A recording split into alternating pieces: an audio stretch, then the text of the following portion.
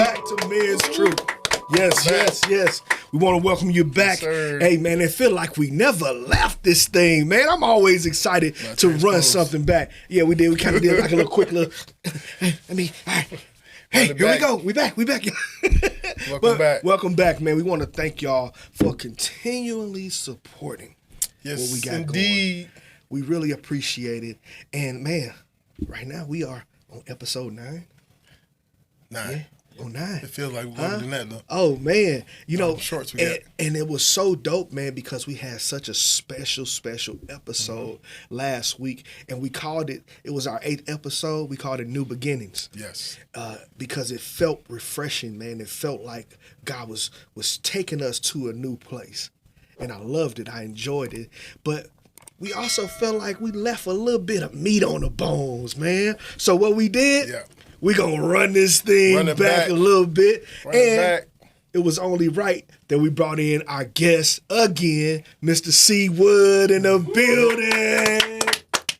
Welcome back, C. Wood. Glad to be here, man. Glad to be here. Yes, sir. Like I said before, man, we feel like we left a little bit of meat on the bone, man. And I'm a steak lover. Yeah. You know what I'm saying? Ain't no way. If that thing seasoned right, I want all of the meat that's on the bone, man. And we can answer some questions, and we're going to dive into some of our supporters' requests today. We got a loaded show today, man. But first of all, how many views did my guy get? Wait a minute. On a little short. On a short. On a little short.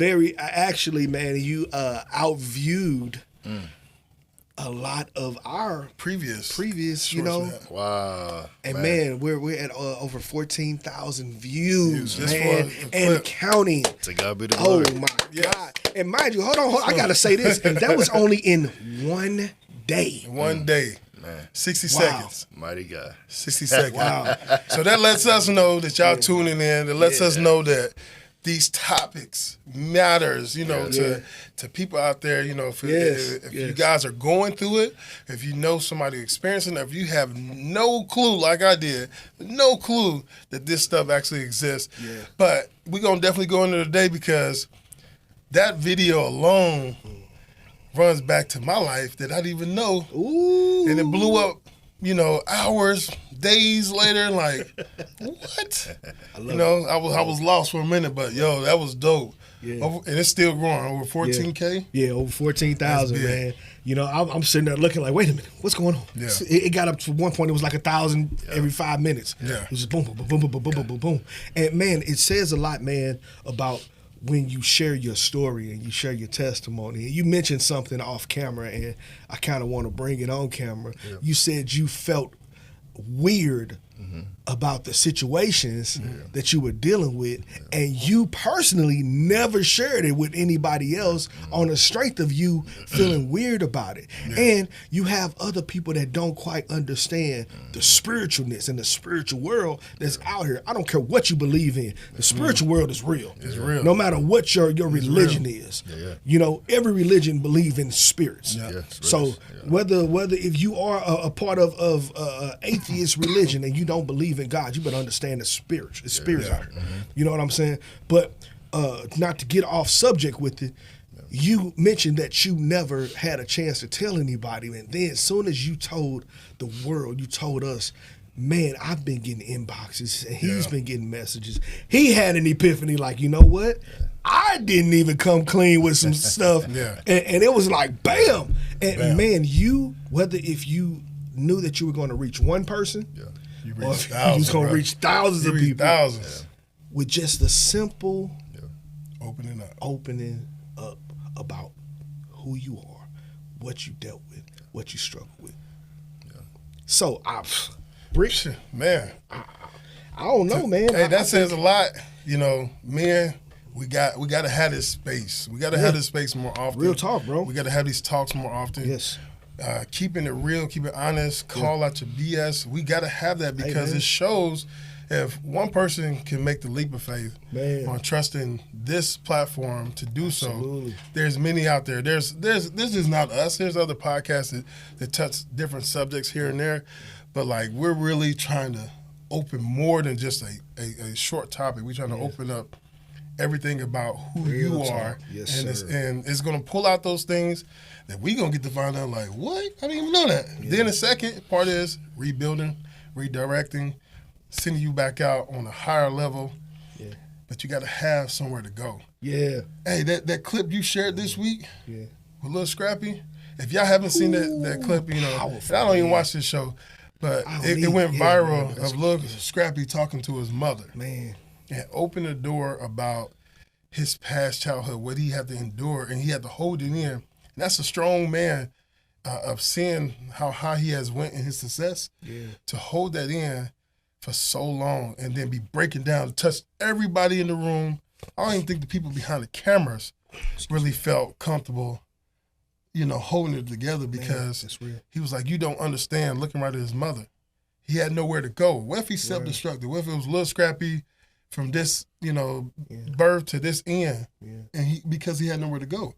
Yeah. So let's open up to each other. Let's talk. You know, if you don't want to be out in the open, it's okay to share personally. You know, inboxing us or whatever. Yeah. But we gonna reach out to you. And you know what, man? A lot of people don't know, man. The meetings we have throughout the week, the conversations we have, man. Men's Truth is more than just a podcast, man. This is actually our time to come on here and just be who we are. This is our therapy as well. But man, the conversations, man, and the things that we do throughout the week, you know, man, men that'll call and say, "Hey, bro, I'm dealing with this," you know, or they'll just come and throw up, and then we just, okay, look, let's pull out some pieces, man, and see what we can help you. All right, boom, that's a situation. Let's start here. This is a starting point, and guys have now understood the purpose. I'm going to throw it at you again, man. It's the 3 R's, man. This is what we're here for. And we really stand behind the purpose, man, of what God has set before us. We're purpose building, you know, and we're trying to do it one man at a time. And if you didn't know what the 3 R's are, I'm going to hit you with them right quick. You know, we want to rebuild. We want to refocus, and we want to turn you around and redirect you in the right path. That's what the 3 R's are, and that's what Men's Truth stand by. Yeah. You know, so before we go back into our guest, man, we got to talk a little bit, just a little bit, man. We're going to make it shorter this week. We're going to make it short. I promise. I'm going to be like this. Look, this is. I'm singing this week. We're going to give a little bit, just a little bit. Hey, man, we got March Madness coming up.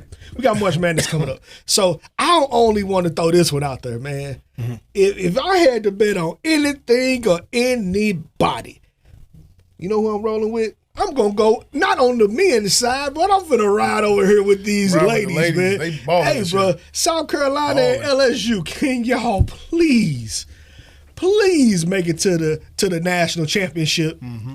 I don't care about nobody else. Tennessee, nope. I don't care about nobody else. South Carolina, LSU. And LSU, can y'all please make it to the national championship? I promise you, it will be better than the NBA Finals if both of those teams make it. I don't know how you feel about that. Trash talking. Oh man, they Angel Reese, like talk to me. If you gonna talk to anybody, I stand on it. Angel Reese, one of them, boy. The fellas, you know, they hooping, but I don't even know who to follow. That bracket's about to be destroyed, by the way. Oh man, at Grambling right now, balling.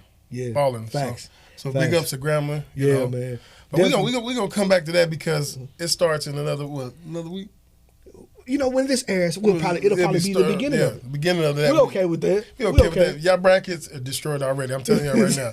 Whoever you put down right now, throw it out the window. It's gone. Yeah. Already. But the women, check into them. They got higher sales right now, tickets. Everybody's focused on them because they got a lot of shooters. Yes. A lot of shooters across the board. I mean, we ain't even talking about Caitlin Clark. Jesus Christ. Not even just her, though. Hey, bro, she's probably the doggone Steph Curry and still in college of basketball.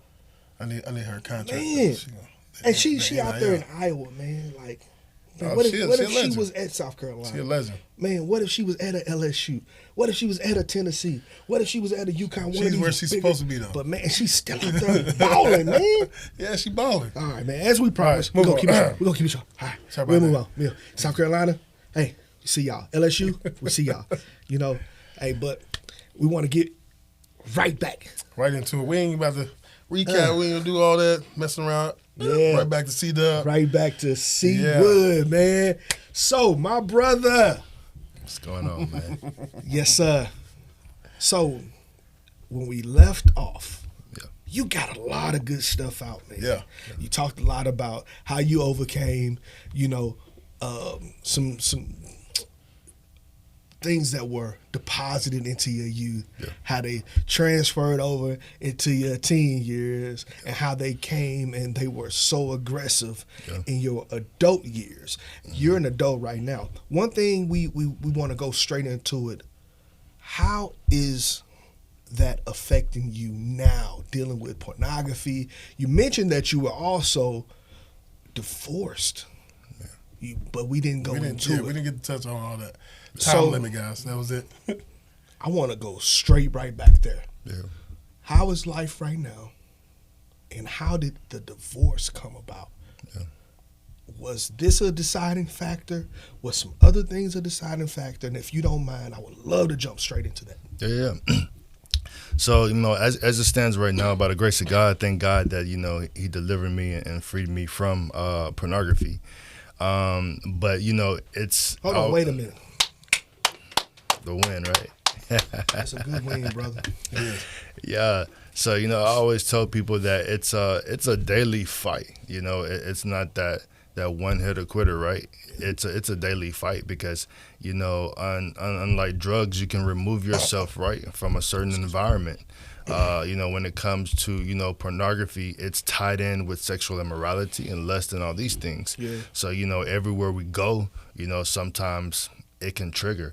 Or, you go just online and you'll see an ad, that can trigger. And so every day you just have to have enough power to say, hey, no, that's not what I'm going to do. Wow. That's good. So, as it pertains to my divorce, the transition, I was actually in San Antonio, right, I think we lived there for about 12 years. And so when we transitioned over to Dallas, Fort Worth, we were here for probably maybe a year.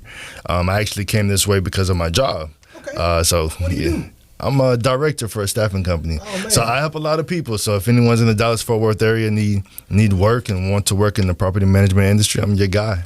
Wow. But and real estate.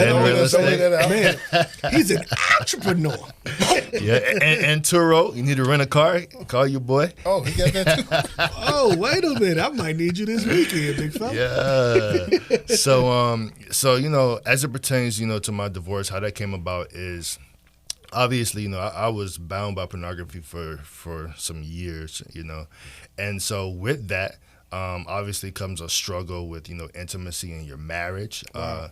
And even people that aren't spiritual people or don't have a biblical background, medical-wise, right? It tells you that it affects, your brain, levels in your brain, a chemical imbalance. Yeah. And so, obviously, if you're just all into that, you're not going to be all into your wife, and it becomes a struggle. It leaves that void, for her, which I think, you and I had talked about off camera as well. Yeah. And so, like for us, it just got to a point to where the trust, because obviously infidelity became involved too on both parts, you know what I mean? But we found it just mutually beneficial for both of us just to separate. Wow. Due to so much of our past just not being able to get over, So I have a quick question. Yeah. Because I don't want to get too far ahead of the comment. I really want to know, when it came to pornography, did you ever decide to invite pornography into the bedroom? Because I'm guilty of that, from my childhood, and I didn't fall into the side of pornography where it was all about me and my own just trying to get out. I tried to start creating movies myself. Yeah. Look, we're going to put this camera, we're going to set this camera up here, and then we'll have a point-oh watching us, and then we got our own point-oh that we creating, and I didn't realize that I was inviting those things personally in my bedroom. Yeah. Did you ever find yourself doing some of those same things? I think probably during the time of an engagement and maybe when we were dating, there were times where we would probably watch it together, things like that. But then there came a point in time where for her, she's like, no, Yeah, that was my next question. Ain't doing it. Yeah. But for me, it wasn't easy to just turn off like that. So I'm like, okay, well, you don't want to watch it. I'm gonna watch it. Wow. You know, and you know, anytime you hold them secrets, you just empower that thing. Man. You empower darkness, and so I feel like one of the blessings in me shedding it and giving light is it exposes. No one else can come back and expose you because you're doing it yourself. How did the wife? If she said no, that's not for me, and you still kept it, did she feel some type of way knowing that you watched it? So the thing is, and that was the issue. So for a period of time, she knew, but then after a while, she didn't know. Okay. And then sometimes, just like as we talked about before with the seizures, those things were consistent and going. Me. Now you got some people out there. That think this is a joke. Yeah. Now this is where I come in at. Okay, I wasn't being forthcoming because I didn't really realize this until the conversation. I did long distance with my partner, and I didn't understand every time that I would visit, she would have seizures in my hands. Pass out, have seizures. Pass out, have seizures. Every single time, and I was drawn into pornography. I said, well, stress relieving. I'm not out here in the streets, messing around. I'm thinking I'm safe. Right. And I said, hey, it's just me, and it's not affecting nobody. That's it, yeah. It's crazy after I learned that you experienced that while this was happening almost every single time I visit. And I'm thinking somebody having medical problems, you're not eating right, you're not taking the right supplements. Hold on. So just give me a second, y'all. So you found yourself dealing with the same exact things that he was dealing with. So it's not a joke. And you didn't even, y'all don't know each other. Y'all know each other through me. I wasn't even in church like that. Yeah. I wasn't even in church. Wow. So when somebody say, this is ridiculous, this is not real, it's real. Wow. I wasn't going to church like that. I believed in, that. I'm still trying to get my life together, but I'm experiencing it like clockwork. Every visit, boom, boom, boom, every visit. I'm like, man, yo, I need to take you to the doctor, what's going on with you? And I didn't understand that spiritually, what you do as a man affects your partner. Wow. And you can think it's a joke, but this is unreal. This is unreal. We can tell the same stories off camera, and it's like I'm looking at a mirror. Wow. And it's real. Wow. So immediately, if you know you're doing harm, it makes you throw everything away. Like, nope, I don't want to affect my partner from there. So I'm glad you shared that because it helped me understand a lot more. It didn't hit me until later when we were talking. He was like, why you ain't share that? I'm like, I ain't know.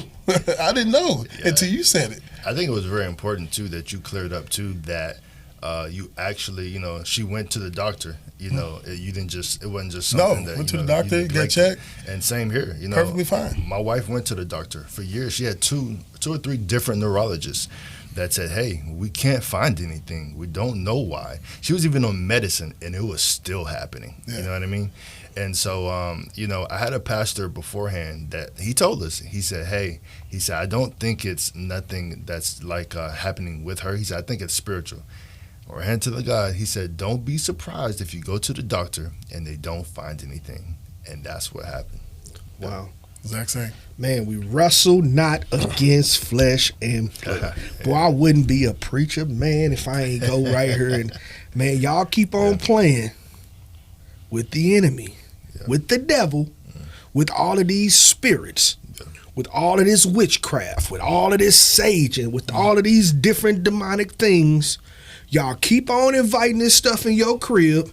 Y'all keep on entertaining what you watch on TV. Man, y'all got to understand, man, God gave us two eyes, man. We have to be watchful, man, on what we see and what we allow in our eyes and also in our ears. That's why he gave us two eyes, 2 ears, and 1 mouth, man. That's why you have to be careful with, man, our eyes are the gateway to our soul. Our ears. You have to be watchful. And I ain't trying to be on no perfect stuff either, because I ain't perfect. I'm the first person up here that's going to share my dirt on the things that I had to overcome and the things that I still have to overcome. But I'll be doggone, man, the devil going to have to work hard on me because I'm not going to just give him. Here, here you go. This is the way to get to me. Man, pornography, man, take out more preachers, more ministers, more people that say that they are believers than any other thing. And if we go down the list, pornography, suicide, alcohol. Drugs. You know why? Because you can secretly get this stuff and you can secretly hide and do it. But ain't no secrets when it come to God, bruh. It ain't. If you know better, you do better. And if you do better, you'll be better. That's absolutely. 100. That's true. True statement. 100. And if you be better, then God will shower you with blessings. Come on, man. Let's go. Cheat codes up around here, man. Let's go. Cheat codes. Overflow. Let's go. Man, overflow, man. Hey, that's why I got him here. You know, Kev. Hey, man, you ain't got me here. God got me here. You ain't trying to take no credit. Kev, Don't take credit, man. Kev gonna get hype. Kev gonna go in the word. Hey, but honest to God, brother, like you take somebody in two different eras. You was in church, I wasn't in church. Yeah. And the exact same thing happened. Yeah. It's spiritual. And what Kev is saying is it's time to change that, you know, like we do with the kids, man. You close their eyes to certain things, you close their ears to certain things. It's the same thing as we get older. We can't just take in everything, man. And you just think this is all gonna be good. I mean, you're going to just be rolling in dirt. Man, real talk. Rolling in dirt. Man, as a dad, man, I'm telling you, I don't know if y'all can, you know, I know you don't have any kids, but I'm going to give you something. You probably remember this even in your childhood. It was things that your parents did right behind closed doors that you never physically saw, but I bet you can play back in your mind what was going on behind that door. That's the trick of the enemy. He thinks, or at least he tried to make you think, let me rephrase that, that you can do whatever you want behind closed doors and nobody else is going to be affected on the other side of that door. But the reality is, man, my kids would tell me this, you know, is everything all right, Dad? I heard Mama in there fussing. Some things was thrown around. Some things was moving around. Because what's done behind closed doors can still be exposed because God gave us, what, 2 eyes and 2 ears. Y'all better pay attention, man, what goes behind closed doors. So I want to ask this question, and it's going to lead up to further things we're talking about. One big thing everybody wants to know is, how's the wife doing? How is she doing? From all of this happening to her seizures, moving forward, how she gotten better in every stage, you know? So, you know, I will say this, first of all, man, my ex-wife now. Excuse me. No, you're good. You know, she's still the wife, you know, but I've only been married once. So, she's doing well. I have to commend her, though. She, you know, she's unlike any other. You know, there's a lot of women out there that will scorn you. Go to Facebook first, put your business out. Oh, he a dog, he a lie. He done all this, he done all that, you know. And she was not that kind of person. You know, she told me, even through our divorce, she said, I would never disgrace your name. She said, you know, I think it's our duty to protect our marriage and what went on in our marriage to stay in our marriage. That's until we both decide to tell it. That's fire. So she knew I was coming here as well, and she encouraged me, you know, to come here. That is fire. Shout out to her. Shout out to you, Brittany. Shout out to Britt. That's what's up, man. We see you, Britt. Hey, so that's support. So that's major support. So, you know, she's doing, you know, the best she can as me. You know, we were together for a long time. And so I'm 38. I think she just turned 37. So, you know, to start life over, right? New apartment on your own with your bills, relocation for her back to you know, Georgia. Tough. All of that stuff is really tough, you know. And then, you know, the hard part is for her, we were going through our divorce at the time where her brother died. And I think her Mom had recently died a year before that. Wow, that's a lot to take on. It was a lot. But, her, man, she's a strong person. Shout out to her again for taking on all of that. Man, a lot of traumas. Yeah. Man, sometimes, man, us as men, bro, I gotta keep it 100, man. Yeah, let's do it. Us as men, we take for granted what God gives us. Mm-hmm.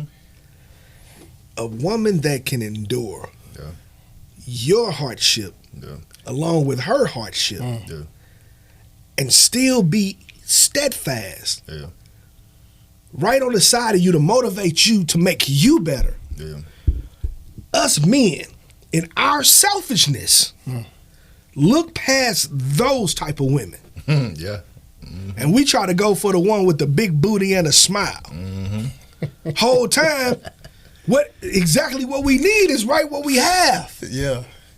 Why do we care so much, bruh, about the big booty and the smile, man? Hey, man, it's so available now, man. If you got that bread, go ahead and go to Dr. Miami and let them put the little juice in their butt, man. If you really want the big booty that bad. It look like an ant body with a big butt on it. You want the big booty that bad. Go on and pay for that joint, man. You know what I'm saying? Or get with Brick and he'll teach her how to do those booty squats, man. if the big booty amount of that much. Booty boot camp. You know what I'm saying? I ain't running that. We're gonna advertise Brick and the big booty exercises, man. We doing squats all day long. We'll find somebody else to run that camp. If I walk around and I turn around and I got an ant butt right behind y'all, this is weird. I ain't doing it. I'm sorry, this went left way too quick. Come back. But the reality is, why do we do that as men, bro? Yeah. We are so carnal minded, dog. Yes. That we care so much about the appearance of a person that we overlook the heart of a person and wonder why the one we look at with the physical attributes doesn't have the heart of the person that God is actually trying to give us, dog. Why is that? Man, I feel that, as men, we, number one, we think differently than women anyways. And that's the truth. Yeah. I feel like it's a lot of self pleasure, pride that we carry, Self pleasure, pride. Yeah, self pleasure. My biggest thing is, all my life people told me I was humble. I'll be honest with you. They told me I was humble, and I thought I was humble. And I would say this, someone being quiet, someone being meek doesn't necessarily mean they're humble. Yeah. And, God showed me, man, through my divorce that you were humble, but you wasn't humble. Like there was a humble hoe out here, man. And that's what it is. Sneaky, right? You like this. Sneaky. I'm looking at you. Sneaky. But she looking at me. Sneaky. And I'm looking at you. Sneaky and married. Me. Let me go ahead and turn my back and slide this. Hey, boy. Go ahead, man. Go finish. While being a musician in the church. Oh, man. Yeah. Hey, you know what? That's easy. Because guess what, man? When the pastor's about to get up, where do the musicians go? Out the door. Man, come on, bro. Yeah. Everybody is looking at the pastor. You out here doing what you do. Yep. Yeah. You ain't on stage no more. Yeah. Man, you know how many times back in the day we used to sing and the girl, man, I had one situation, man. It was a pastor's daughter. She was on my case, boy. You was doing that? Hey, man, keeping it 100, man. That was right there, bro. Man, the pastor's daughter, man, she was on my head. Man. And I didn't even know that this woman was married. Man, look, bro, we all at my partner was getting married, man. I'm one of the groomsmen, man. This woman, we on this platform at the reception, and she up there feeding me fruit. What? And I'm looking at the pastor. He looking at me like he want to whoop me, man. I'm young and single. Yeah. Ready to mingle. Yeah. She Don't on fall me. on your part. But the whole time, man, this girl is married, and she was the psalmist of the church. Oh, wow. So they looking like, man, she's anointed, she's a singer, she's married. Who is he, though? This random guy. Yeah. The whole time, I was a victim. Yeah. I was lunch meat, but I almost fell. It was God's grace, man. Yeah. Because I was about to fall for that cookie. Man, I was about to fall for it. Man. But man, it amazes me, man, how people with gifts, because of you have the gift, we gonna overlook all of the things that we know that you're doing, because you better believe somebody in that church knew what you was doing. Yeah. but they didn't have the courage to say we need to sit him down because of the gift. Yeah. Yeah. And what people have been doing, man, is they've been glorifying your gift. Yeah. All while you're prostituting yourself and prostituting your gift, because really who you giving your gift to? Yeah. God, we go, I guess, back to God. Yeah. And we neglect our souls. Yeah. So realizing that, what steps did you take of rebuilding yourself? Man, so for as far as like just life living, with my divorce, or rebuilding steps to like stay away from pornography. Okay, that's one. Okay, so typically, what I typically try to do is, number one, I had to change my regime and pray, man. And it's crazy because even when it comes to business, I met a guy, the other day in a coffee shop, and he was like, man, my business turned around when I start praying in the morning. And by the grace of God, we pray here before this show every morning too. Yeah. And so I started praying every morning, man. Just giving it to God.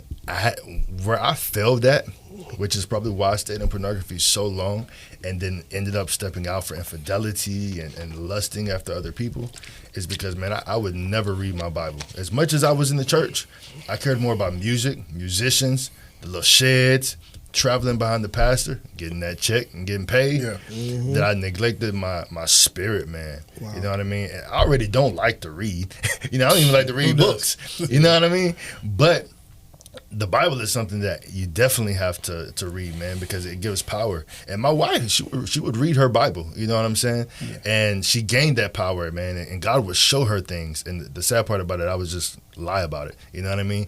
But I started reading my Bible more, praying more. There were times where I put myself on a fast so that I could humble myself and get rid of things. And then the practical things, man, that I did was, especially like to stay away from pornography during the times where I felt weak, man. I had to stay out of stores, stay out of Walmart where the girl got on the booty shorts. You know what I mean? Dang, you couldn't even go to Walmart, man, I couldn't even go to Walmart, man. Wally World. I think at one point in time, too, I had a desktop computer. I had to get rid of that. You know what I mean? Man. So I had to take some actual practical steps, man. Just like being in rehab, and that's why I say, some people feel like, pornography is not an addiction that you can get rid of it, but it's a stronghold, man. Yeah. Man, that's real, bro. Yeah. Strongholds, man, sometimes you can break a string of stronghold, but you don't break all of the bondage of strongholds. That's why a lot of people revert back to the stronghold, because the whole entire stronghold itself has only had one hinge that's been completely broken. That's why people have to go through deliverance. Yeah. And that's why deliverance ministries, preachers and pastors should not be taken out of churches, because people have to have deliverance. You so worried about preaching on Sunday, a Bible study on Wednesday, and you got a bunch of broken people that's just showing up at the church, going to the altar, and leaving and not even changed, dog. Come on, bruh. Worry about your meal instead of your sheep. Man, what about the people that have to be walked through true deliverance, man? Yeah. I guarantee you, man, if we secretly did a poll, just in churches. Yeah, I want to hear this. How many men really struggle with pornography? Yeah. And you understand about this poll that probably, man, maybe 30% are only going to be honest. Yeah. 70% are going to lie. Yeah. Fear. Straight up. Fear of being honest. Fear of being honest. Being judged. Ain't nobody going to judge you on here. Yeah. We already said it. I dealt with it. He dealt with it. We still dealing with it every day. You run out every day. If you are a ladies' man, let's keep it 100. Yeah. If you a ladies' man, if you ever been exposed to some type of sex, bro, pornography keeps that thing going inside of your mind. It keeps it fresh. Yeah. You know what I'm saying? Because now, okay, man, I seen how dude did such and such, or I seen how she did such and such, and how that's what I want. And you're more likely to go out and try to perform whatever act that you see, which will make you relevant in the bedroom, right? That's it. That's the whole purpose of it. That's it, Doc. So that's why men us sit here, and that's why most of us be like, man, ain't nothing wrong with me watching porn. You watch basketball, don't you? You know you gonna go to the gym and you go, bro, them is two totally different monsters, big fella. Completely.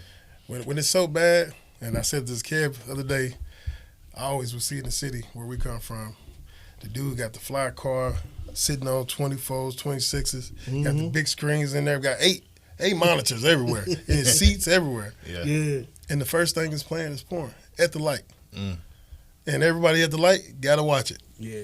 You know what I mean? Because you addicted to it, and you don't think it's a problem. Yeah. If it's that bad where you got to drive to do it, you got to work out and look at it. You got to be in the middle of being intimate and got to take a peek at it so you can be in your own scene. Yeah. That's a huge problem. And be honest about it. If you got that type of thought, if it comes up just once right now in this conversation, you're dealing with it. Yeah. You know, porn opens up portals, man. And you'll find yourself, man, dealing with infidelity. You know, you'll find yourself dealing with lust. What you allow to feed and feast is what you'll harvest. I'll say it for one more time for the people in the back. What you allow to feast will be what you harvest. Yeah. What you give life to is what will be living. And what we give life to is sexual desires. Why would, and I get this all the time, man, especially from non-believers, and I ain't mad at it, I get it, because other cultures still practice, you know, having multiple wives. Yeah. And a lot of people talk about polygamy. If you can afford it, go for it. Yeah. But why would the Bible say that about one wife in the New Testament? I understand what the Old Testament says. Right. But why would the New Testament highlight one wife to one man? Or it's better for you to be single, like Paul said, than to be burning for lust. Yeah. But if you are burning, if you are burning with desires, it's better to marry than to burn. Yeah. That's what the words say. I can only quote what I've seen or read, right? But why no one out here is actually pushing to be single and being the best version of themselves? Why is everybody looking for companionship? Now, says the married guy. I get it. I'm the married dude in the room, right? Yeah. Who am I to say that you shouldn't push for companionship?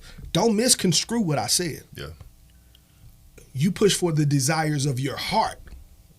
But what if being single is where God needs you to be? Yeah. Now you're dealing with lust because you keep on watching porn. You're dealing with all these things that, you know, that you got a different, I'm going to talk to these women, you got different dudes coming in and out the crib. Yeah. And you wonder why you hurt, broken, and disgusted. And for the next man, you can't be trusted. Yeah.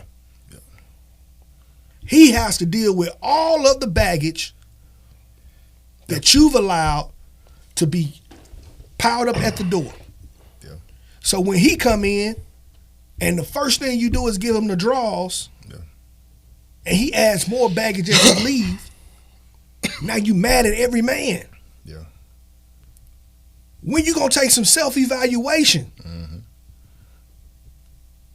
Why do you keep attracting this type of dude? That's the real conversation. And I think it's only, you know, right that we go into, man, we got some questions from the supporters. Let's do we it. got some deep questions this week. We want to tap into the supporters, man. Thank y'all again. Y'all have opened up a different type of discussion. And we had it all for camera, and it was for an hour and a half, just boom, boom, boom, being honest with each other. But we got to bring it back. We got to pull y'all into the discussion now. So Here we go. Let's tap into the first question. You want me to do it? Go ahead. Huh? I got the next one. I got the next one? the next one. And as we promised, We will get with the peoples who what we did. This is what we did. I don't know if you've seen it on social media. Okay. We put out a Q&A, right? And we want to be able to engage with our supporters. Yeah. We want our supporters to not feel like that you're just watching a podcast, but that you actually have a say-so in what we do. So what we did, we put it out there that, hey, if you have something that you want us to discuss and you want us to bring to the show, we will give out a gift in return if we choose your question. Your question. And we want to give a shout out to the first person who questioned that I am about to read. Okay. We want to thank you, because I think we got two. Yeah, two. Ooh! So we have two. The first one, we want to give a shout out to you, TJ. TJ, we will be choosing your question. So if you are watching somewhere, TJ, here's your question, and we'll do our best to answer from our perspective. You down with that? I'm down. You down with that? Let's go. Let's go, man. This is the question. Here we are. I've heard different takes on this, but I would like to hear y'all's perspective. You want to hear our perspective? Here we go. A deep dive is what you want too. Ooh, okay. On what causes men to hold on to a good thing, but not fully commit to marriage. What is the difference between a wife and a playmate? Oh, Lord. And how can we hold ourselves? TJ is a woman. And she's saying, how can we hold ourselves accountable through this process? You went first, C-Dub. C-Wood?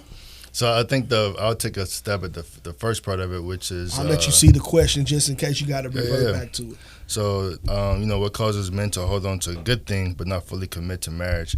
I feel like I have two answers for that. One of them is I feel like just like myself, like whenever before I proposed, I was struggling and dealing with things internally. And whether that be pornography, whether that be... someone lost a mom and they're just angry inside and not ready to fully devote their time and emotions to someone else. But I feel like someone could be struggling internally with things that you may not know about, right? And that could be the reason why they can't fully commit to marriage. I had another reason, but I lost that reason when telling the first one. So I'll go ahead and move. I'll go ahead and move on to the second one. But we'll bounce off the okay, first half first each. Yeah. I say holding on to a good thing, a good person, and not fully committed. I know men as being, providers, a man wants to be, stable first. If he feel like he can't set up everything for the family, I feel like he's feeling like he's falling short because women come in, their expectations is high.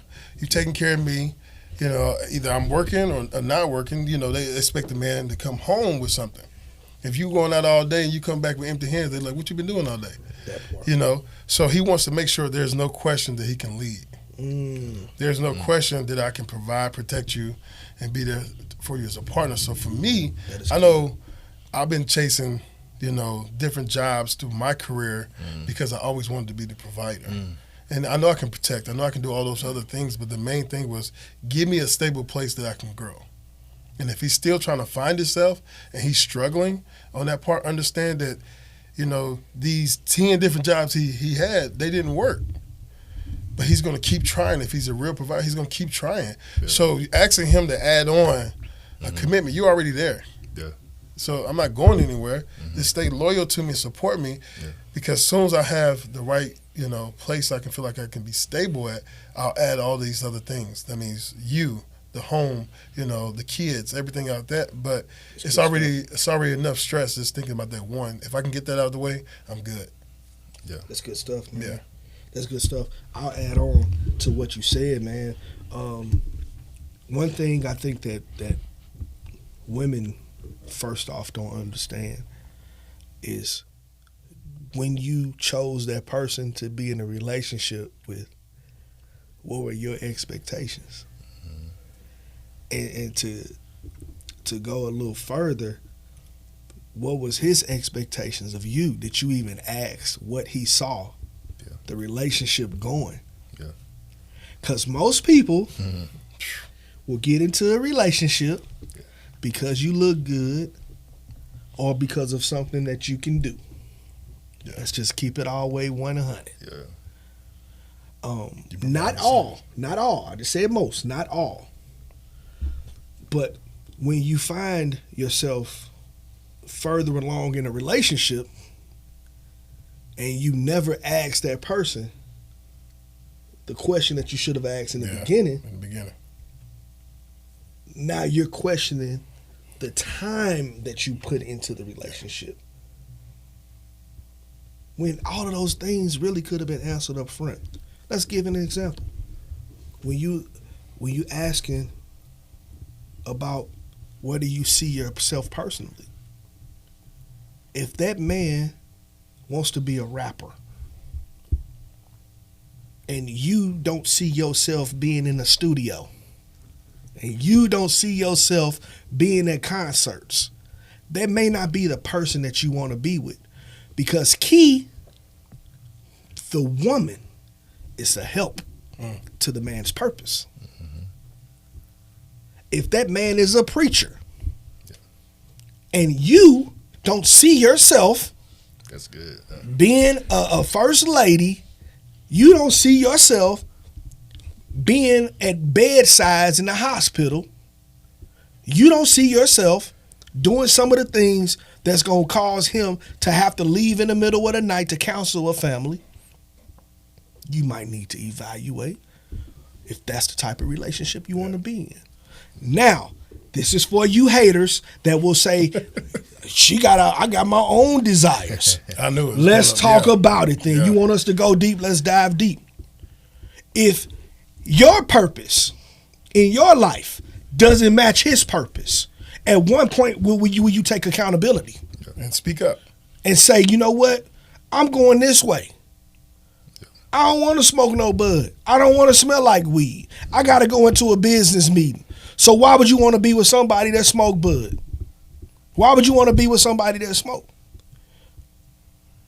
Most of these situations that come about in relationships when you don't feel as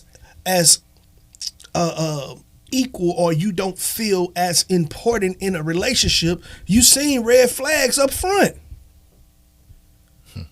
True. So I know it was elaborated. But here's one part you to add on. When the women add their self into that question there, why is it a time limit?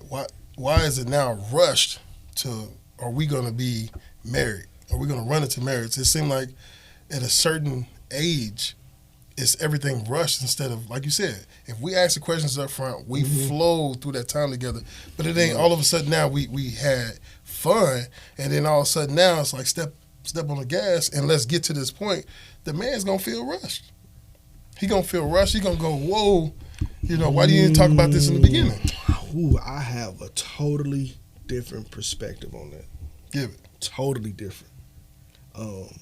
I feel like when a man knows, he knows. Yeah. And a woman could never rush something when he know who you are. If either he's battling with who you really are for him, or he just plain old don't think you are for him.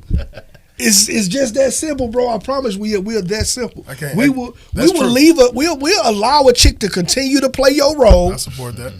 In a relationship, and we know that we ain't got nothing in common or we ain't going nowhere. That's true. But you're convenient. That's true.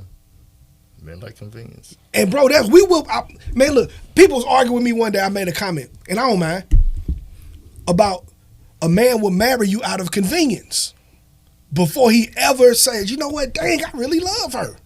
Yeah. Because that's who we are, man. That's our makeup, dog. That's the reality of it. Yeah. We'll be like, man, hey man, she gonna come, she gonna make sure that my drawers is clean. She gonna make sure the house smell good. She gonna make sure I eat. The sex average. Yeah. Because y'all giving it up before we married. Yeah, I'm gonna call you out on it. Yeah. You're convenient.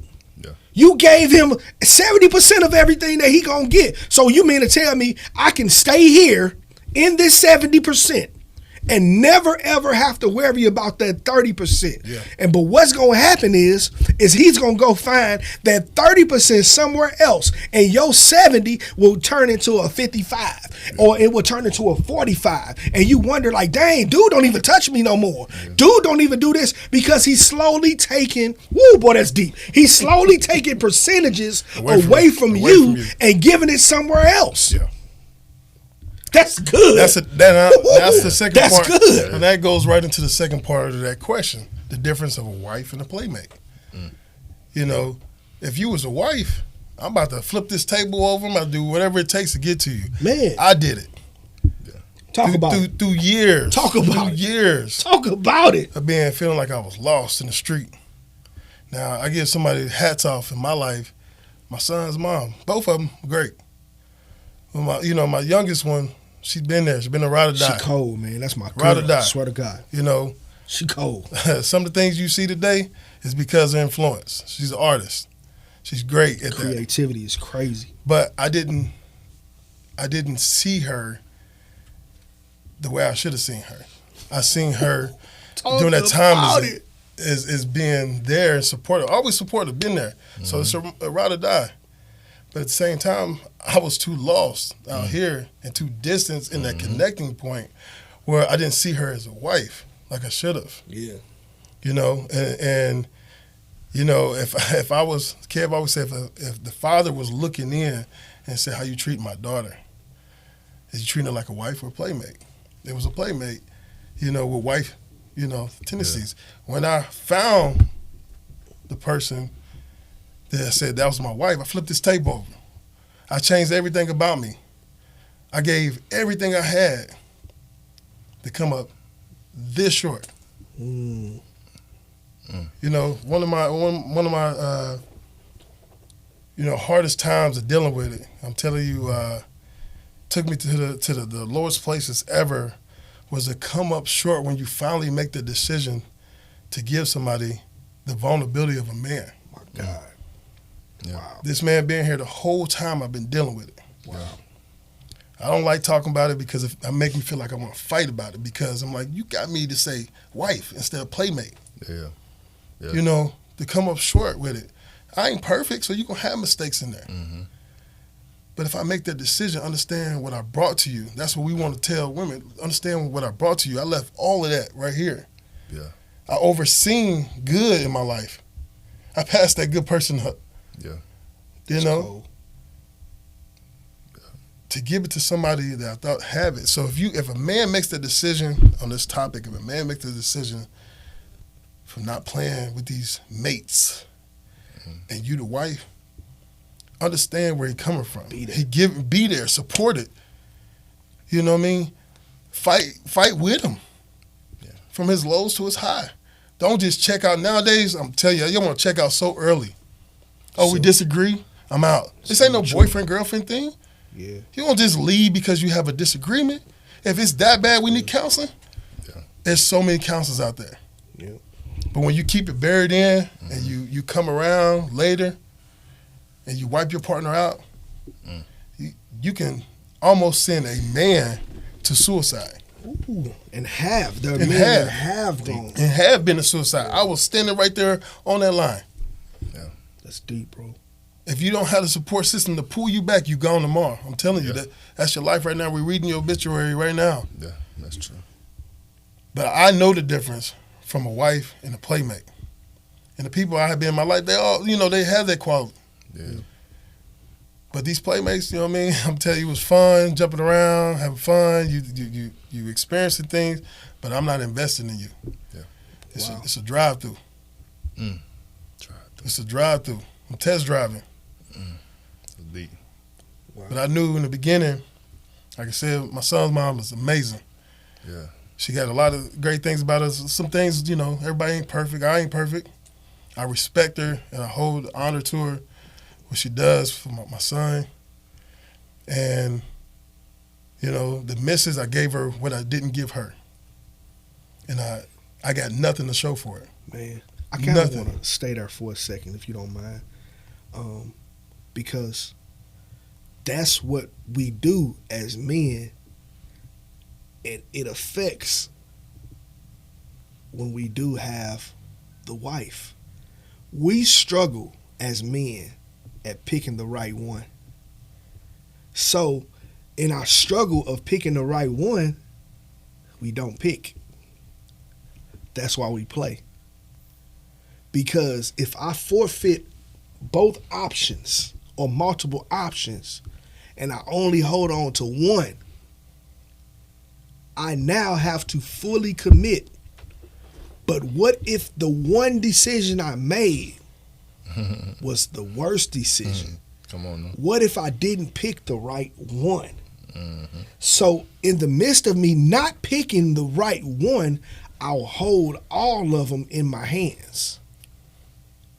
That's why you're a playmate. You haven't allowed yourself at some point, and it's not even always the woman's fault, but you haven't allowed yourself to be chosen as a wife. See, we understand certain things in the Bible, man. It says that the man who finds a wife finds a good thing and obtains favor from God, right? Yeah. So we understand some certain things when it comes to finding a wife. But, man, girlfriends are doing wifely things so easy. That part. That I don't even have to pursue a wife anymore. I can just have all of these playmates. Yeah. And it may keep me out of pornography because now I've got options. You've made yourself. You've made yourself my porn. Yeah. Thank you, because what you won't do, she will do. So I ain't got to worry about watching no porn because she gonna do what she won't do, and she's gonna do what she don't do, and she's gonna do what both of them won't do, and all three of them right there, they may not measure up to this because she gonna make sure that I'm gonna be all right financially. Yeah. You know what they just did? Made a perfect woman. I always call it like the Power Rangers. You morph into that. That's good. That superhero. Yeah. All of them play different part, different arms, different legs. Yep. Yeah. You know, and you find yourself juggling that. Did you experience that? Through your experiences trying to find the perfect person from a wife, a playmate, of putting people together like a superhero. So I'm actually flipped that. I'm glad you asked me, right? So I want to speak to the men that are married, not looking for a wife. I want to speak to the men that are married and turn their wife, the good wife, into a playmate. Ooh. Right? Let me step back. Let me buckle your seatbelt. So for because sometimes we in marriage things get tough, right? And instead of talking to the wife, being upfront, up forward with the wife, hey, this is what's going on. No matter how hard it is, no matter how tough it is, sometimes, right, we hold on to our wife knowing that our heart ain't there, and yet entertaining multiple people, right, outside of the marriage. But we hold on to the wife simply because of what you said. Man, I don't want to lose this good thing. You know what I mean? And I'm not sure. I don't want to be. I talk to all these different people because if I lose her, I got somebody else that I can just pick up to. Yeah. You know what I mean? But as pertaining to the wife and the playmate, like you said, which is what I was going to say, a lot of women become wives before they're wives. You know what I mean? It's okay to prepare to be a wife, but a lot of them they're wives. They're doing the whole nine. You know what I mean? And then those that are being treated like playmates, it's because, a lot of times they present themselves as just being unserious, just always in the club, especially when you're 30-something years old, you're not showing forth that, you're going to be a help to your husband, whether it's financially or stability-wise, you know what I mean? And so they look at you as a playmate. But the biggest thing is just knowing your role. If you're going to be a girlfriend, be a girlfriend. Yeah. And like you said, ask those questions before you get entangled into something. Yeah, we can save ourselves a lot of hardship if we just ask those questions. Say, do you want to be married? Yeah. You know what I mean? Yeah. Where do you see yourself? Do you want to have kids? People get married and find out that the other spouse don't want kids. Man. How what? So just ask those questions, and that'll kill a lot of that nonsense. It will. Yeah. It will. Man, that was really good, man. To give a conclusion to this particular viewer's question, Yep. let's do it this way. So, to answer your question, if you don't want to be a playmate, don't play. And it's honestly is that simple. Yeah. If you find yourself, and it might be lonely physically, that's probably the tough part you'll have to deal with. But if you find yourself, and then find yourself in God, and then find yourself so in tune and in God's lane of who you are to be, for lack of better words, God will allow Boaz, or if people want to say Bo's ass, Bo's ass will find his way exactly where you need him to be. Because what's happening is you got all of these seasonings inside of this situation, and what it does, it takes away from your true flavor of who you are. And God has created you for Bo's ass. Mm-hmm. And Bo's ass may not like all of those seasonings. Mm-hmm. So he will continue to circle the block until you are free from all of those seasonings and you're the taste that he is looking for. That's it. So a lot of y'all women, your husband could have just circled the block because you ain't ready. Because the man that finds a wife, good thing, finds a good thing. Good thing. So, you want to go to this next question, fellas? Let's do it, man. We here. We here. So we want to give a shout out to this supporter, C-Poo Queen. C-Poo Queen, we want to thank you. Thank you for your support. So her question, let's man. You want to read this one? Nah, let's Chris read it. Oh, Lord. Here we go. I was going to read it, but, you the guess. I think it's not discussed enough knowing your own love language and your partner love language to create better connections in your relationship. Learning and growing with each other emotionally, mentally, and communicating those needs instead of expecting a person to know. Not just what a person brings to the table. However, that's just as important as well. So we're going to be talking about how important love languages. Wow. Love languages is. I'll let one of y'all start on this one. Man, it was a long time before I knew about love language. Most of us men don't. Yeah, I found out through a property manager. I was assistant property manager. My property manager was like, "Hey, what's your wife's love language?" What are you talking about? I had to look that up and research it. She's like, "You don't know? Like, you need to know that." I was like, "Do I?" And then, as years went along, my wife kind of started talking about that too. I think it's a good thing to know, right? Because it helps you connect, to your spouse more. A lot of times, people get into arguments because they buy their wife this gift. She didn't like it. She returned it to the store. Yeah. You know what I mean? Or they find themselves not spending enough time, with their wife, and then she feels neglected. She's not good at communication, and so she goes off talking to someone else.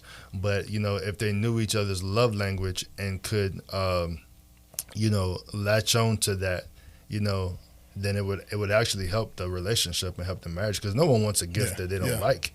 You know what I mean? But if I told you, like, hey, I don't like flowers, so stop buying me flowers and roses every Valentine's Day. That's not something I like. It can just kind of help, resolve issues. I think that it has to start in the beginning. Yeah. Start in the beginning of knowing your partner and getting to know him. Because at first you talk, you enjoy the time, it's on a high. But, like, really understand each other when you start to get serious. Yeah. When you start to really get serious and consider that person a long partner, boyfriend, or whatever else you want to change it into, it starts there. I didn't know. We don't know none of this stuff as men. It seems like, we just go straight and you add a little bit as you go along until you like, why this person got an attitude? What's wrong with you, man? Like, you supposed to know. I don't read minds. You know what I mean? I'm not making mine. I don't have that. Mm-hmm. I think number one is communication.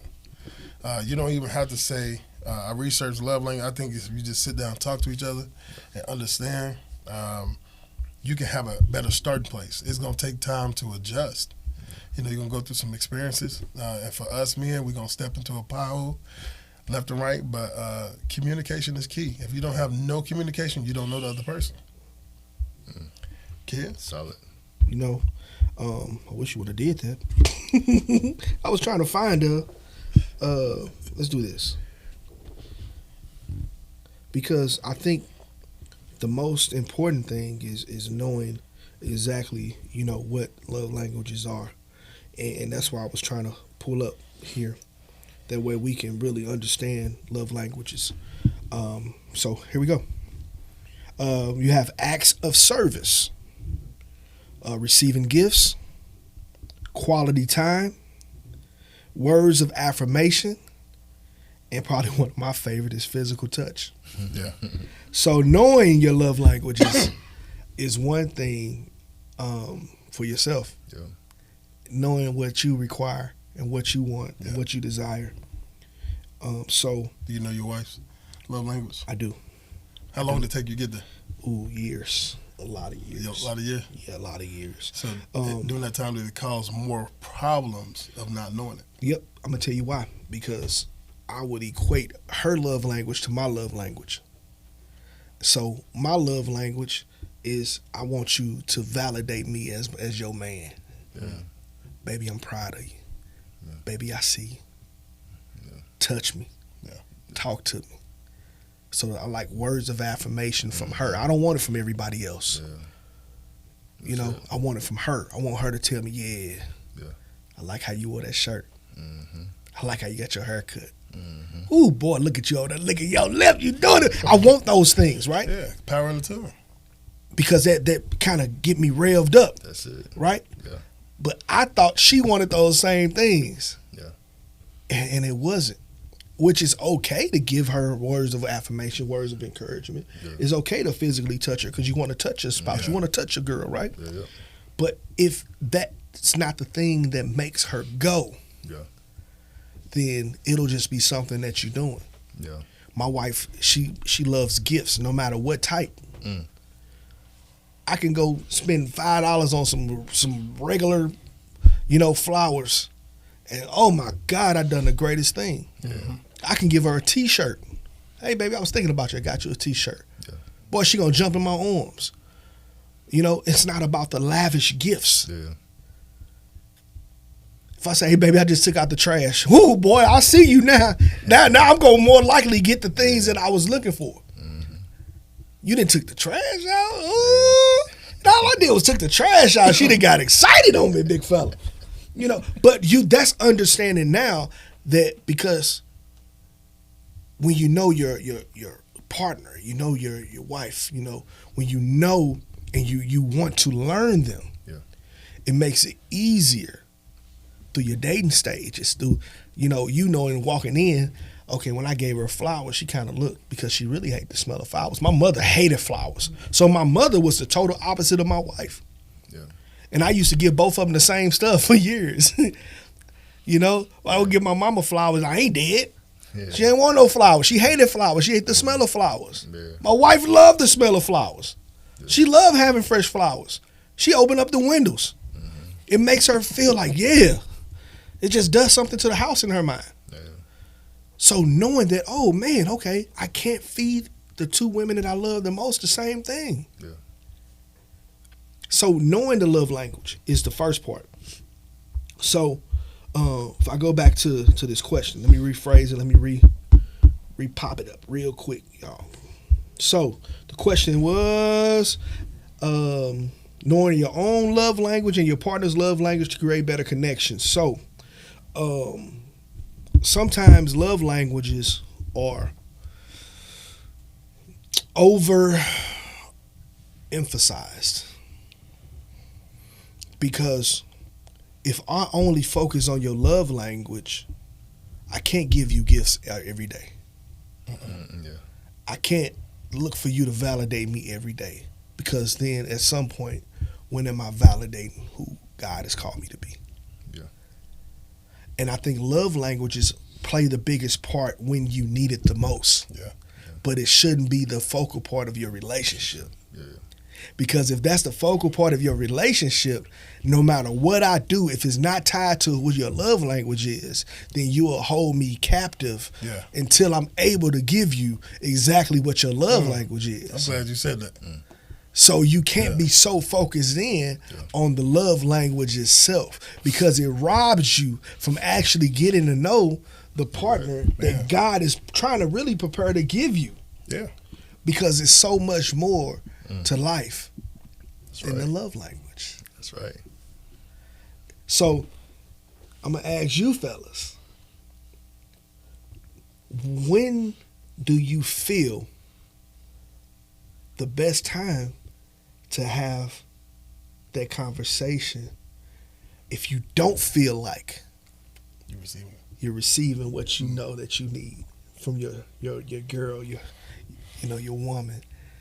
When you don't feel like, man, it's been weeks, it's been months, bro, she ain't even rubbed my back. I feel like if it's already a tense, let's take it. It's already a tense moment. You feeling down, upset. You got to come in understanding how your delivery's gonna come off. First of all, because we'll come in, yo, what's up with you? You good? You good? Yeah, that's how you gonna treat me. Lion brewing, boy. It's been all week for real, So what kind of time we on? Yeah, but see, horrible. Yeah. I tried it. I failed. I failed. So now knowing your delivery matters. I think that's good. If it's been that week, you calm down a little bit. Probably at the end of that week, don't let it go by. I don't think you should let it go by that long. Some people will bury it for months before they say something. So as soon as you identify it, take a cool moment, and if you need to practice with somebody, like, yo, how you think this delivery is, try it that way, so you don't feel like you're offending the other person when you say, what bothers you. Because sometimes a defensive person already is gonna take it as an attack. Yeah. Oh yeah. You're bringing up your concerns, but the way you deliver it, really, and there you go. You never get to that point. You never communicate, and you're back to where you started. That's good. Yeah. That's good. I like that. I think that you can bring it up after, because obviously, you bring up the love language because, it's like, man, I'm not receiving this, I'm not receiving that.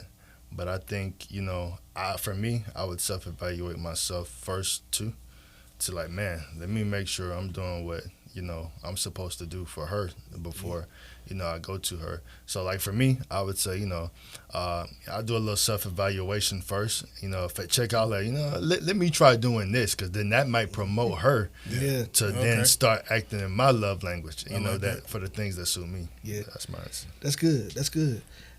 I believe this, man, when it comes to it, man, this is where a lot of people cheat. When you don't feel fulfilled, or when you don't feel valued from your partner. And a lot of us feel like this, like, you should know by now. Ooh, that one. You should know. You should know how I reacted. Yeah. So you get kind of whatever you get.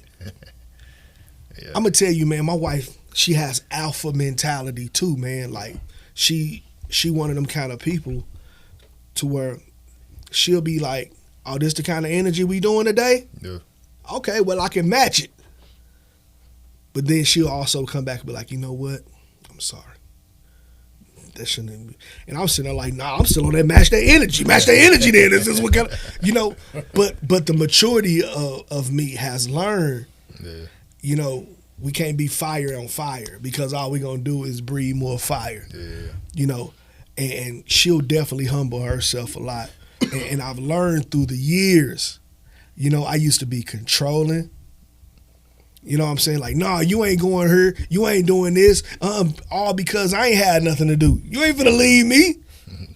I didn't have anything to do outside of her. Yeah. But while she was with me, I was holding her hostage like, hey, well, I want you to rub my back. Yeah. I like when you do that one thing. Mm-hmm. You know what I'm saying? But I'm holding her hostage because I don't have anything to fulfill me. So in the midst of me having something to not fulfill who I am, yeah. I'm expecting her to fulfill all of these.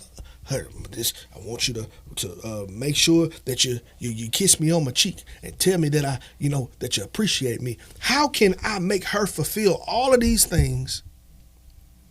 Where in it am I fulfilling what she needs?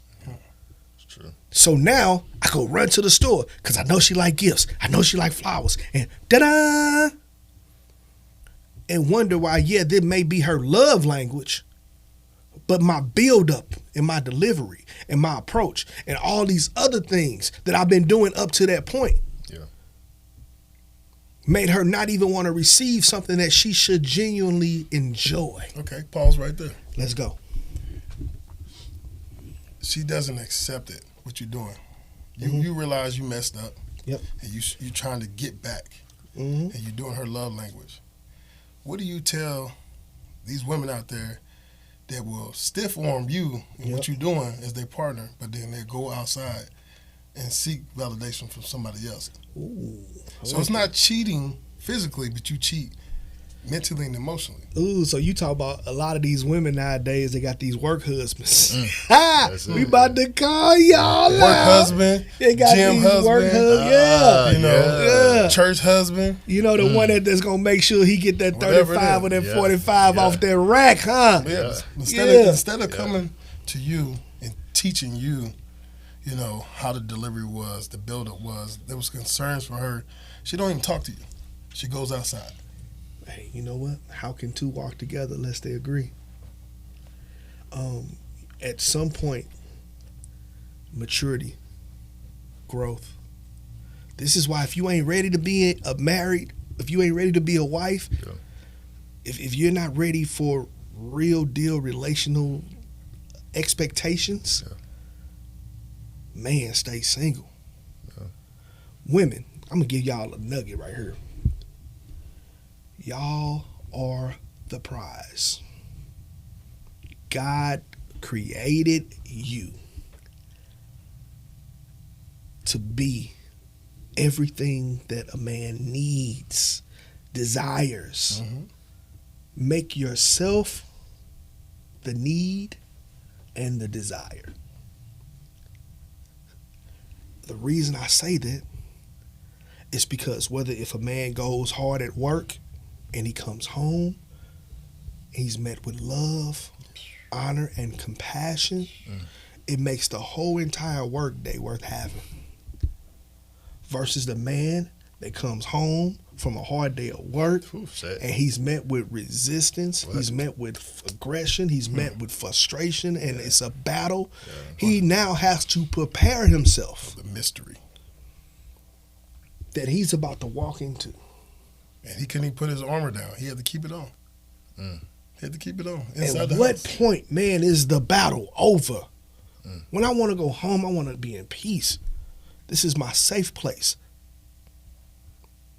Every story that you read of war in the Bible, every story that you read, every story you read in books, every story that you've seen on TV, when a man is home, that's his peace. Are you peace? If you're not peace, he's less likely to marry you. Yeah. We see value, bro. I promise you, man.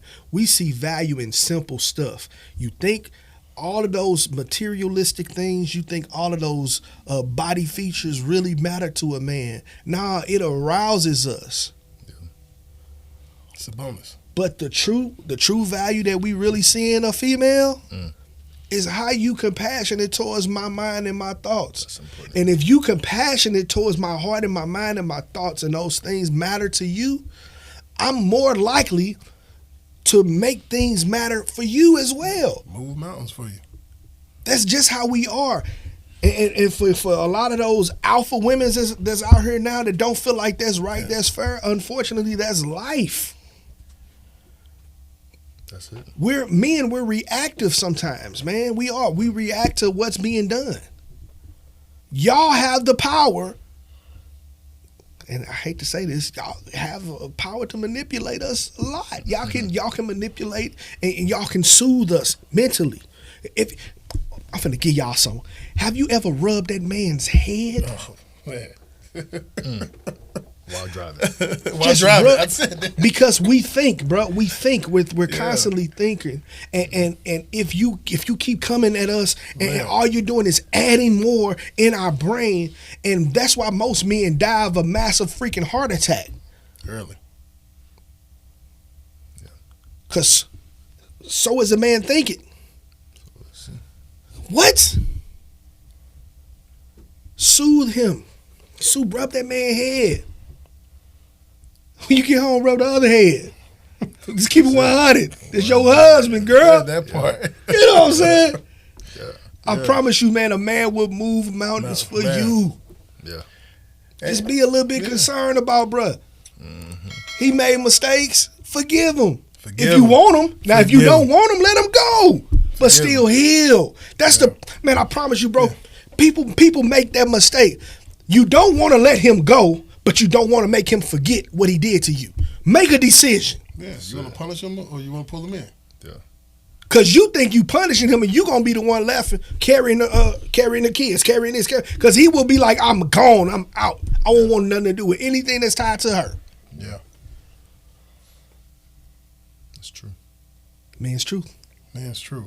Facts. Man, you know what? This whole time when he said like, comment, subscribe, we've been going, man. We've been going, man. Let's to touch that last part though. Oh, man, I just feel like there's no reason to go outside and find a soothing place for you to vent if you can vent to me. Yeah. And then when you vent to me, you make me feel like a superhero because now I'm coming to save the day to you. Yeah. Plus, I'm going to go out here and lift something up and move it for you and be better. I can't understand that. That part right there frustrates me so much that if we just talk, I'm really a superhero for you. Can we talk I'm really for a minute? that part. I ain't singing again. So Chris, from your side, man, I mean, man, I don't even know how to follow that part, but you did it again. You know, we'll help you out, man. Hey, because, man, that's real, bro. I like how you even said we'll move mountains. Yeah. Man, I feel like God has got me dropping nuggets, man. I hope y'all are taking notes, man, because this is some good stuff. This ain't me. God is dropping nuggets this episode, man. This is very, very vital. It's very good stuff, man. Worth the share. You know, man, it's absolutely worth the share. Yeah. You know, when it comes to relationships, right? I know we're dialing down to the last few minutes. When it comes to relationships, if you were to take 3 things away from this show when it comes to relationships, what are 3 quick things that you would give people right now? Man, number 1, I would definitely say the love language. Know that's a key to helping. Number 2, communication. That's what's going to keep that thing together. That's good. You know, and then just being upfront, honest, and, transparent, because you tell one lie, what'd you say? You got to tell 2. You got to tell 2, So this is men's truth, and that's what we're here for, to, rebuild, right, and help teach men to be honest and transparent, because I believe that, when men get correct, when men get right, then I believe that our world can be a better place, because we as men carry everything. We carry our wives, we're the leader of our wives, on our jobs, things like that. We are the ones that keep a lot of things in business that probably shouldn't be in business. That's real. Hey, big ups to that one. What would be your 3, brother? Whew. First, self-evaluation. Before you even step into that relationship, if you still dealing with something, because sometimes we don't know. I love that. stepping into relationships that we have things that's going on. Because right now you by yourself and you just think everything's cool. So take a look at yourself. Clearly, if you got a brotherhood, they're going to call it out so that way you don't make that error inside of a relationship. Yeah. I have made numerous errors of trying to be better, and, some of those things when it affects the partner, it's a big stab to the other person. So if you don't want to experience that, have a brotherhood. Identify yourself, if any things you need to improve on. Cool. From there, counseling. If you need counseling, take it. Whatever it needs for those steps for you first. That's so good, man. Number 2, communication before you even get to love language. Communication starts off in the beginning. Like that. If you talk and if you make that your best friend, that's my best friend, we talking day and night. I'm getting to learn who you are. I'm getting to know that you like certain things. Yeah. And then that question comes in, what is your love language? Because if my communication is good, I get to learn those things, then I won't make the mistake. And then that person will feel like they don't have to vent to someone else. They can vent to me and tell me their love language. So I think that just work in order. I like that. And if it does fall off at some point, we got to be mature enough to revisit it. If that person doesn't want to revisit, then they don't want to grow. Yes. I love it. They don't want to grow. I love it. I guess I'll give y'all my 3 real quick and then we'll close this thing out. My 3, man, if you're not ready for relationships, if you have communication issues, if you can't keep your hands to yourself, if you feel that God is working some of your past things out of you, don't pass go. Go straight to jail. And I ain't talking about physical jail. I'm talking about go lock yourself up and get yourself right before you go damage somebody else. Ooh, that part. That part. That part. Because, man, what good are you if you're no good for yourself? That's good. And on that point, man, we want to thank y'all, man, for tuning in to Men's Truth. I hope and pray that this episode is as fire to y'all as it feels to us. My God, this is one of them ones. You always can feel when this is one of them ones. Man, this is one of the ones, man. I feel so special, man. Yeah. And I want to, again, honor and thank our guest, C. Wood, man. You are no longer a guest at this point, man. You are now a substitute. You've elevated. You're a substitute. So when we call you, we know that you're going to be available to come on the show, man, and give your input, man. We value you. We value you as our friend, but most importantly, we value you as our brother in the brotherhood. We want to thank you. And, of course, this show would be nothing without the co-host himself, my brother, Mr. Brick. Thank you, brother. Thank you, bro. Another one. We doing this. We did it again. No. Hey. Oh, man. I can't follow that again, so we're going to call this what it is. Men's Truth. Men's Truth. We thank y'all. Hey, wait. You know what I got? Oh, wait a minute. Now, you know what I got? I got a song for us, man. I got a song. Which way y'all want to go, man? I got a couple ways to go. Oh, I got to go. Hey, man, let's do this. I want to go this way. This is my song. Man, oh my God, I want to go. Because we talked about love, but also we talked heavy about, man, God. So can I give 2 songs? Go ahead. Man, first song, I'm going to go this way. Okay. One of my favorite artists to ever walk this earth, doesn't get enough credit, Mr. Brian McKnight. Yes, sir. I want y'all to go tune in to listen to some old Brian McKnight, Back at One. That's my song from that side of the town. Back at One, Brian McKnight. Go out and listen to that. Matter of fact, soon as this cut off, go play that. But then after that cut off, I want y'all to go play this Maverick City, and it's a man of your word. Man, whichever way you want to go, either you gonna cry listen to Brian McKnight, or you gonna cry listen to the Maverick City, man. Yeah. You know, so we want to thank y'all again. Yeah. So if I get those songs one more time, Back at One by Brian McKnight and Man of Your Word by Maverick City, we want to thank y'all. Thank y'all. And we're tuning out. Tune in next time. See you next time. Men's Truth.